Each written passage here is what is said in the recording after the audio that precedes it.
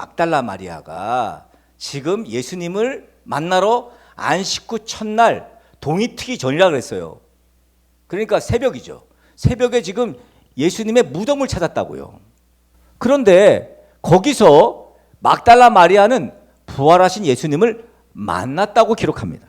여기 빈 무덤에 온 막달라 마리아 와서 뭐해요? 오늘 성경 보니까 와서 울기만 해요. 왜? 무덤에 계신 예수님이 시신이 사라져 버렸거든요. 막달라 마리아는 천사들을 만납니다. 천사들이 묻죠. 왜 우느냐?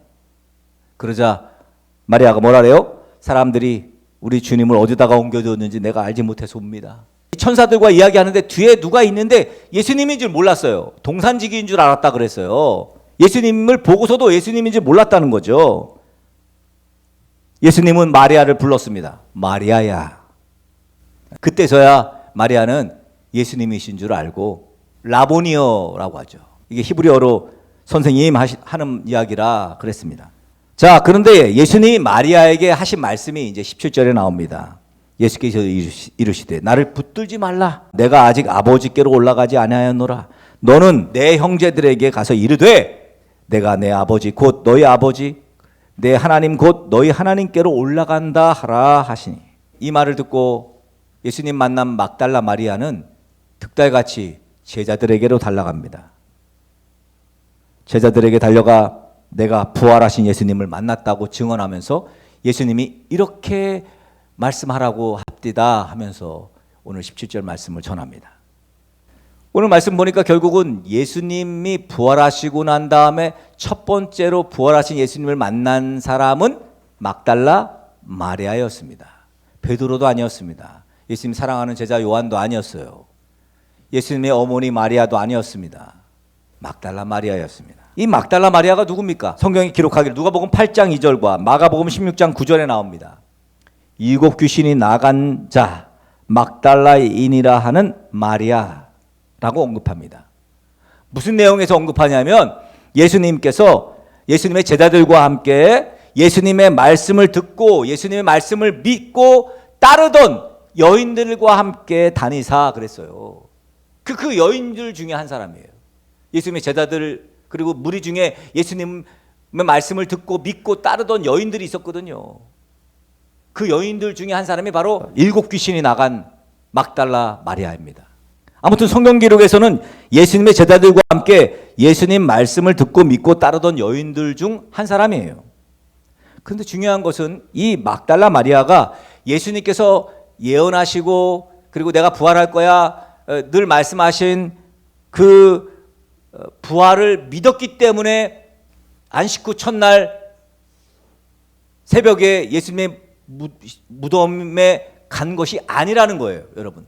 예수님께서 예언하신 내가 3일 만에 부활할 거야 미리 말씀하신 내용을 믿었기 때문에 간 게 아니고 그냥 너무 예수님을 사랑하는 마음으로 그렇게 간 거예요.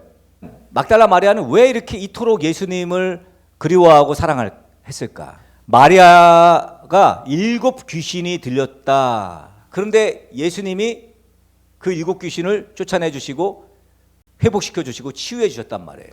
그 고통스러운 과거에서 예수님을 만나서 예수님의 은혜로 고침받고 새 사람이 되었거든요. 그게 얼마나 감격이 클까? 여러분, 그 감격이 얼마나 대단할까? 이건 겪어본 사람만 알아요. 우리 인생에서도 마찬가지입니다. 7 귀신 들려가지고 고통스러웠던 사람처럼 우리도 그만큼의 고통스러운 과거가 있다면 예수님이 그 과거를 어떻게 치유해 주셨는지 어떻게 회복시켜 주셨는지를 안다면 아마 이 막달라 마리아처럼 뭐 새벽이든 뭐든 그저 내가 사랑하는 예수님, 내가 따를 예수님, 내 전생애를 바쳐서 헌신할 예수님을 찾지 않겠냐고요. 마리아가 예수님 부활의 첫 증인이 된 것은 자기의 삶을 변화시킨 예수님, 자기의 인생을 변화시킨 예수님, 자기의 삶의 우선순위를 바꿔주신 예수님, 인생의 목적을 알게 하신 예수님 때문이에요. 과연 우리는 어떻습니까? 이게 오늘 여러분에게 던지는 질문이에요. 막달라 마리아처럼 정말 인생의 방향이 예수님 때문에 바뀌었습니까? 인생의 우선순위가 예수님 때문에 변화됐냐고요. 지금 유대인들, 이 대제사장들 어떻게든지 예수님 추종자들을 잡아내려고 혈안이 되어 있는 거예요. 눈에 불을 킨 거죠. 그래서 제자들이 뿔뿔이 도망치고 있는 것입니다. 신앙생활은 예수님을, 부활하신 예수님을 만나야 지속될 수가 있습니다.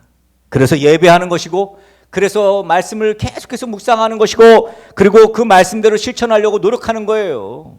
예수님 만나지 않은 사람과 예수님 만난 사람과의 차이가 있어요. 예수님 만나지 않은 사람들은 사명이 없어. 사명감이 없어요. 그래서 예수님 만나지 않은 사람은 그냥 이기적이고 사명으로 움직이질 않습니다. 그래서 헌신하지 않아요. 근데 예수님 만난 사람들은 사명이 있거든요. 그러니까 헌신하는 거예요. 예수님 만난 사람들에게는 항상 사명을 주십니다. 그 사명의 핵심이 뭐예요? 부활의 증인으로 증언하라는 거예요. 부활하신 예수님 만났다. 내가 주를 보았다.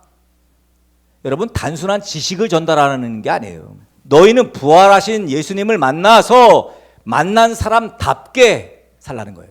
반짝반짝 답게 살라는 거지. 부활하신 예수님 만난 사람답게 예수님 말씀대로 살라는 거예요. 그러려면 우선 부활하신 예수님을 만나야 돼요. 어떻게 해야 부활하신 예수님 만납니까? 저 막달라 마리아, 그저 예수님 사랑해서 예수님이 우선순위였어요. 아침 대바람에 일어나자마자 예수님. 물론 귀신 들린 자기를 치유해 주신 그거 감사하기도 하지. 그러나 여러분, 감사로 끝나지 않았다고요. 지속적으로 예수님을 따랐어요. 이게 중요해요. 지속적으로 예수님을 따랐어요. 예수님 믿는다는 것은 이렇게 예수님 말씀대로 살아야 하는 것입니다. 그래야 예수님 만날 수 있어요. 부활하신 예수님을 만난 사람들이 변화된 모습으로 내가 부활한 예수님 만났습니다. 그럼 나는 이렇게 삽니다라는 모습을 보여주면서 그것으로 감화되고 감동된 사람들이 모인 공동체, 이것이 바로 건강한 교회입니다. 여러분, 부활하신 예수님을 만나셔야 합니다.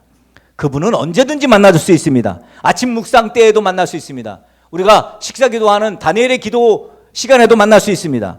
예수님 믿으라고 전도 대상자와 전화하죠. 여러분, 문자하죠. 그 시간에도 만나줄 수 있습니다. 우선순위를 주님께 드리는 이 예배의 현장에서 만날 수 있습니다. 부활하신 예수님 만난 사람들의 삶의 모습, 예수님 말씀대로 희생하고 헌신하고 섬기는 삶의 모습으로 저 무사람들을 감화시켜야 합니다.